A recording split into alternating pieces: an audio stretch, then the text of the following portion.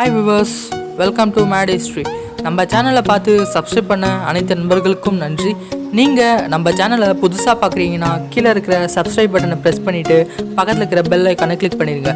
நாங்கள் அப்லோட் பண்ணுற இன்ட்ரெஸ்டிங்கான வீடியோஸ் உடனுக்குடனே உங்களை வந்து சேரும். இந்த வீடியோவை கடைசி வரையும் ஸ்கிப் பண்ணாமல் பாருங்கள். அப்போதான் உள்ளே இருக்கிற இன்ட்ரெஸ்டிங்கான கண்டென்ட் உங்களை அமேஸ்மெண்ட் ஆகும். இந்த வீடியோவில் இருக்கிற இன்ஃபர்மேஷன் உங்கள் எல்லாருக்கும் ரொம்ப யூஸ்ஃபுல்லாக இருக்கும்னு நினைக்கிறேன். ஏன்னா இந்த கொரோனா டேஸில் நம்ம நோய் எதிர்ப்பு சக்தியை ரொம்ப பூஸ்டப்பாக வச்சுக்கிறது ரொம்ப அவசியம். மேக்ஸிமம் எல்லாருக்கும் இம்யூனிட்டி பவர் இருக்கும். ஆனால் இந்த டைமில் தான் அந்த COVID-19 வைரஸோட போராடும் பவர் நம்மக்கிட்ட இல்லை. பட் நம்ம இம்யூனிட்டி பவர் இன்க்ரீஸ் பண்ணி அதுக்கிட்டேருந்து சேஃபாக இருக்க நம்மளால் முடியும். அது எப்படின்னா, நம்ம வீட்டில் இருந்தே நம்ம சாப்பிடும் சத்தான உணவால் தான். உணவே மருந்து, மருந்தே உணவு. இந்த பழமொழி எப்பவுமே பொய்யாகாது. ஆனால் நம்ம சாப்பாடு சத்தானதா, அங்கே தான் ஒரு கேள்வி எழுது. நம்ம கலப்படத்தை தடுக்க முடியாது, ஆனால் கொஞ்சம் ஒரிஜினாலிட்டியாக பார்த்து வாங்கலாம். இப்போது நம்ம ஃபஸ்ட்டாக பார்க்க போகிறது டர்மரிக் பவுடர், அதாவது மஞ்சள் தூளை பற்றி தான். கொஞ்சம் மங்களகரமாக இருக்குன்ட்டு தான் ஃபஸ்ட்டாக சொல்கிறேன். நம்ம டெய்லி லைஃப்பில் யூஸ் பண்ணுற மஞ்சள் தூளில் கலரை கலக்கிறாங்க. இந்த கலர் கலக்கிறத எப்படி கண்டுபிடிக்கிறதுனா, ஒரு கிளாஸில் தண்ணி ஊற்றி அதில் ஒரு ஸ்பூன் மஞ்சள் தூளை போட்டு கொஞ்ச நேரம் வெயிட் பண்ணிங்கன்னா ஒரிஜினலாக இருந்தால் லைட்டாக டிரான்ஸ்பரண்ட்டாக இருக்கும் அந்த தண்ணி. இல்லை அந்த மஞ்சள் தூளை கலப்படம் பண்ணியிருந்தால் அந்த வாட்டர் கொஞ்சம் கலராக தெரியும். இந்த மஞ்சள் தூளை நம்ம வீட்டில் செஞ்சு கூட யூஸ் பண்ணிக்கலாம். இது கடையில் வாங்குறத விட வீட்டில் செய்கிறது ரொம்ப ஹெல்த்தியாக இருக்கும். அடுத்ததாக நம்ம பெப்பரை பற்றி பார்க்க போகிறோம். பெப்பர்னா ஒன்றும் இல்லை, மிளகு. இந்த பெப்பரில் பப்பாளி பழத்தோட விதையை கொஞ்சம் மாடுலேஷன் பண்ணி அதில் சேர்ப்பாங்க. ஏன்னா ரெண்டுமே பார்க்குறதுக்கு ஒரே மாதிரி இருக்கிறதுனால. இதை எப்படி கண்டுபிடிக்கலான்னு பார்த்தீங்கன்னா, சிலது வாயில் கடிக்கும் போதே செம்ம காரமாக இருக்கும். ஆனால் சிலது காரமே இருக்காது. காரம் இருக்கிற பெப்பர் ஒரிஜினல், காரமே இல்லாத பெப்பர் டூப்ளிகேட். இந்த பெப்பரோட ப்ராப்பர்ட்டியே செம்ம காரமாக இருக்குது தான். இந்த பெப்பரை இன்னொரு டைப்லேயும் கண்டுபிடிக்கலாம். எப்படின்னா, நம்ம வாங்கிட்டு வந்த எல்லா பெப்பரையும் ஒரு கிளாஸ் தண்ணியில் போட்டிங்கன்னா ஒரிஜினல் பெப்பர்லாம் கீழே போயிடும், டூப்ளிகேட் பெப்பர்லாம் மேலே நின்றுக்கும். ஒரிஜினல் பெப்பருக்கு டென்சிட்டி அதிகம், அதனால தான் தண்ணிக்கு கீழே போய் உக்காந்துக்கும்.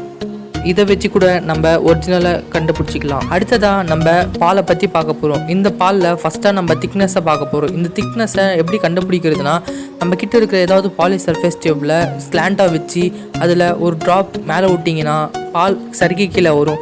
இந்த விட்ட ட்ராப் சறுக்கி வரும்போது வந்த தடையும் தெரிஞ்சிச்சுன்னா பால் நல்லா திக்காக இருக்குதுன்னு அர்த்தம்.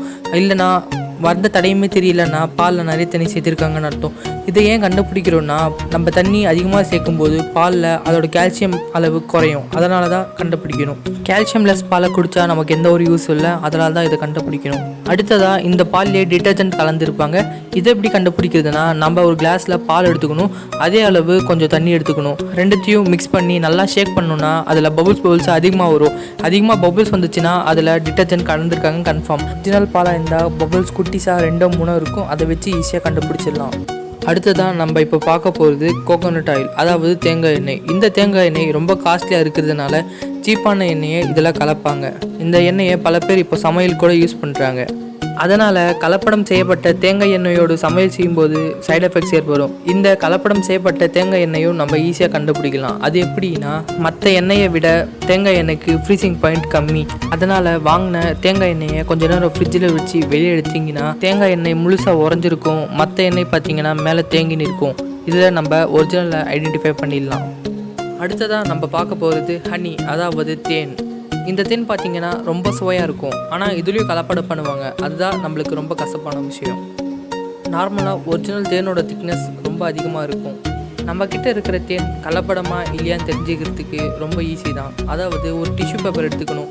அந்த டிஷ்யூ பேப்பர் நடுவில் கொஞ்சமாக தேனை ஊற்றணும். தேனை ஊற்றி நடுவில் கொஞ்சம் ப்ரெஷர் தந்து மறுபடியும் டிஷ்யூ பேப்பர் ஓப்பன் பண்ணும்போது தேன் அப்படியே இருந்துச்சுன்னா ஒரிஜினல் தேன். அந்த தேன் டிஷ்யூ பேப்பரில் அப்சர்வ் பண்ணப்பட்டு இருந்துச்சுன்னா அது டூப்ளிகேட் தேன்.